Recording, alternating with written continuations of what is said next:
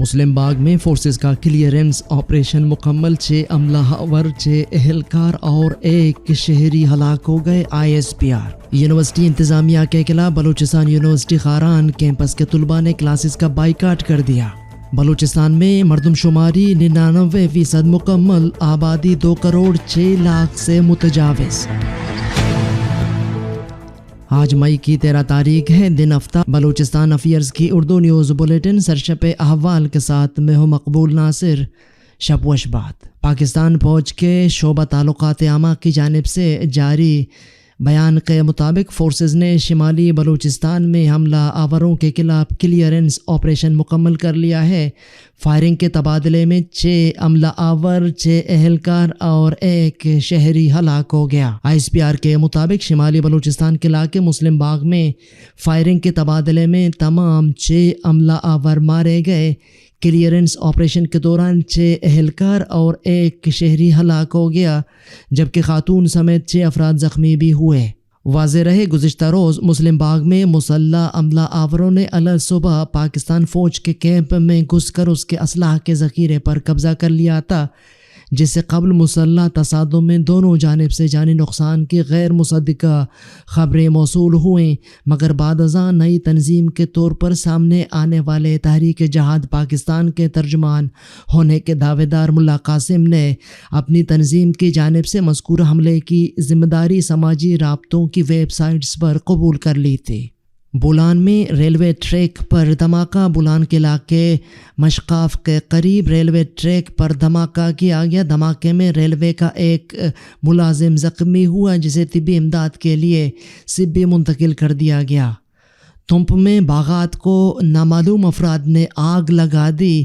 تمپ کے سرحدی علاقے کرپاسی تگران یونین کونسل 44 کے باغات کو نامعلوم افراد نے آگ لگا کر جلا دیا، جسے پورا نخلستان جل کر راکھ ہو گیا۔ عوامی حلقوں کی جانب سے مطالبہ کیا گیا ہے کہ حکومت جلد انکوائری کر کے ان کے نقصانات کا ازالہ کرے۔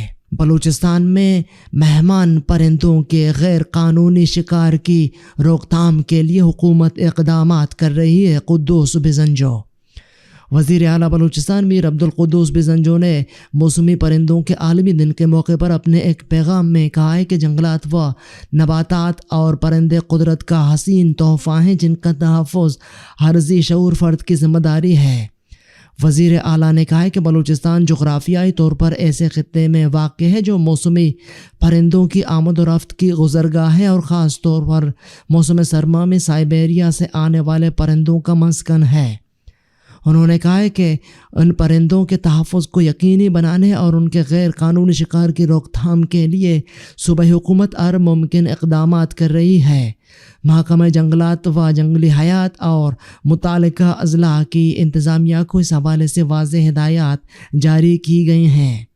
پنجگور میں موبائل چھیننے کے دوران مزاحمت پر فائرنگ سے 1 شخص زخمی۔ گزشتہ شب ڈاکو نے دروازے پر دستک دے کر ابراہیم نامی شخص کو باہر بلایا، موبائل چھیننے کی کوشش کی، مزاحمت پر فائرنگ کر کے اسے زخمی کر دیا اور فرار ہو گئے۔ انتظامیہ کے خلاف بلوچستان یونیورسٹی کاران کیمپس کے طلباء نے کلاسز کا بائیکاٹ کر دیا۔ رخشان یونیورسٹی کے قیام کے لیے اپنے کلاسز کا مکمل بائیکاٹ کرتے ہوئے سب کیمپس کے سامنے احتجاجی مظاہرہ کیا گیا۔ اس موقع پر طلباء و طالبات نے ہاتھوں میں پلے کارڈ اٹھا رکھے تھے، جن پر رخشان یونیورسٹی کے قیام سے متعلق مختلف مطالباتی نعرے درج تھے۔ مظاہرین نے کہا ہے کہ موجودہ صدی علم و شعور کی ترقی کا ہے۔ مہذب دنیا کا مقابلہ کرنے کے لیے ہمیں اپنے نوجوانوں کو تعلیم کے زیور سے آراستہ کرنے وقت کی اہم ضرورت ہے۔ طلباء نے کہا ہے کہ سب کیمپس کے مسائل کو حل کرنے اور انہیں رخشان یونیورسٹی کا درجہ نہ دیا گیا تو ہم طلباء و طالبات سمیت سیاسی جماعتیں، سول سوسائٹی، وکلاء برادری و دیگر طبقہ فکر سے مل کر خاران سے سیدھا کوئٹہ وزیر اعلیٰ بلوچستان سیکریٹریٹ تک لانگ مارچ کرنے پر مجبور ہوں گے۔ ینگ ڈاکٹرز ایسوسی ایشن بلوچستان نے کوئٹہ کے علاوہ تمام اضلاع کے یونٹ تحلیل کر دیے۔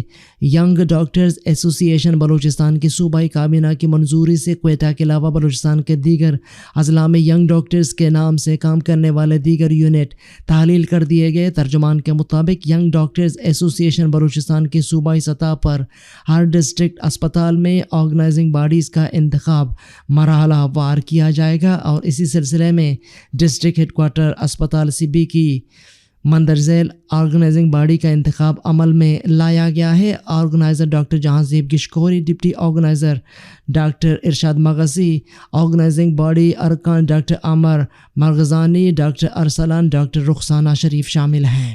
کمشنر مردم شماری بلوچستان نور احمد پرقانی نے کہا ہے کہ ڈیجیٹل مردم شماری کا 99% کام مکمل کر لیا گیا ہے، اور اب تک صوبے کی آبادی 2 کروڑ 6 لاکھ سے تجاوز کر چکی ہے، جبکہ کوئٹہ کی آبادی 24,84,000 سے زائد ہو گئی ہے۔ کمشنر مردم شماری بلوچستان نور احمد پرقانی نے کہا ہے کہ بلوچستان میں مردم شماری کا عمل 99% مکمل کر لیا گیا ہے۔ پشین، لسبیلا اور کوئٹہ میں چند بلاکس میں کام جاری ہے۔ اس کے علاوہ اجتماعی مقامات جن میں ہاسٹل، تانے، مدارس، جیل شامل ہے، وہاں بھی مردم شماری کی جا رہی ہے، جو 15 مئی تک مردم شماری کا کام مکمل کر لیں گے۔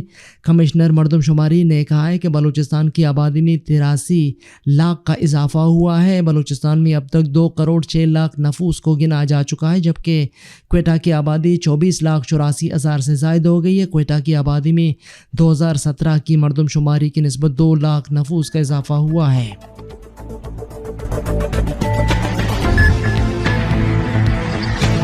عالمی اور علاقائی خبریں۔ عالمی ادارہ صحت نے منکی پاکس کی گلوبل ہیلتھ ایمرجنسی ختم کرنے کا اعلان کر دیا۔ غیر ملکی خبر رساں ادارے کے مطابق WHO کے سربراہ ٹیڈروس ادھانوم گیبریئس کا کہنا تھا کہ منکی پاکس کے کیسز کی تعداد میں تیزی سے کمی کی وجہ سے اس کی گلوبل ہیلتھ ایمرجنسی ختم کرنے کا اعلان کیا گیا ہے، تاہم انہوں نے واضح کیا کہ یہ سمجھنا غلط ہوگا کہ یہ بیماری ختم ہو گئی ہے۔ امریکہ کے ڈیفالٹ ہونے کا خطرہ، IMF نے عالمی معیشت کے لیے خطرے کی گھنٹی بجا دی۔ بین الاقوامی مالیاتی فنڈز IMF نے خبردار کیا ہے کہ اگر امریکہ کی معیشت گراوٹ کا شکار ہوئی تو پھر عالمی معیشت پر اس کے سنگین نتائج مرتب ہوں گے۔ عالمی میڈیا سے گفتگو کے دوران IMF کے ترجمان جولی کوزیک نے کہا ہے کہ ملکی قرضوں کے تیزی سے بڑھنے کی وجہ سے امریکہ کے ڈیفالٹ ہونے کے خطرات بڑھ گئے ہیں، جو عالمی معیشت کے لیے بہت زیادہ سنگین ثابت ہو سکتے ہیں۔ انہوں نے کہا ہے کہ امریکی حکام کو علاقائی بینکوں سمیت عالمی بینکنگ سیکٹر میں نئی کمزوریوں پر ہوشیار رہنے کی ضرورت ہے، جو کہ زیادہ شرح سود کے ماحول میں ایڈجسٹمنٹ کی صورت میں سامنے آ سکتی ہیں۔ کوزیک نے کہا ہے کہ IMF فوری طور پر ان اثرات کا اندازہ نہیں لگا سکتا جو امریکی ڈیفالٹ کی صورت میں عالمی شرح نمو پر مرتب ہو سکتے ہیں۔ انہوں نے مزید کہا ہے کہ شرح سود میں اضافے کی وجہ سے بھی امریکہ کے ڈیفالٹ ہونے کے خطرات ہیں۔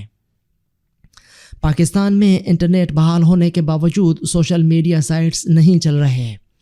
جمعے کی شب پاکستان کے مختلف شہروں میں انٹرنیٹ سروس بحال ہو گئی، تاہم صارفین کو سوشل میڈیا سائٹس استعمال کرنے میں تاحال دشواری کا سامنا ہے۔ ترجمان پاکستان ٹیلی کمیونیکیشن اتھارٹی PTA کا کہنا ہے کہ اب تک سوشل میڈیا بحالی کی ہدایات نہیں ملیں۔ حکومت کی جانب سے PTI چیئرمین عمران خان کی گرفتاری کے بعد 9 مئی کو پاکستان بھر میں انٹرنیٹ سروس محدود کی گئی تھی، تاہم انٹرنیٹ کی بندش سے 3 دن میں IT سیکٹر کو 10 ارب روپے کا نقصان ہوا، جبکہ ٹیلی کام سیکٹر کو 2.5 ارب کا نقصان ہوا۔ ٹیلی کام انڈسٹری کے ذرائع کا کہنا ہے کہ حکومت کی ٹیکس آمدنی میں تقریباً 86 کروڑ روپے کا نقصان ہوا ہے، جبکہ بلوچستان بھر میں انٹرنیٹ کی رفتار تاحال سست ہے، جس سے صارفین کو شدید مشکلات درپیش ہیں۔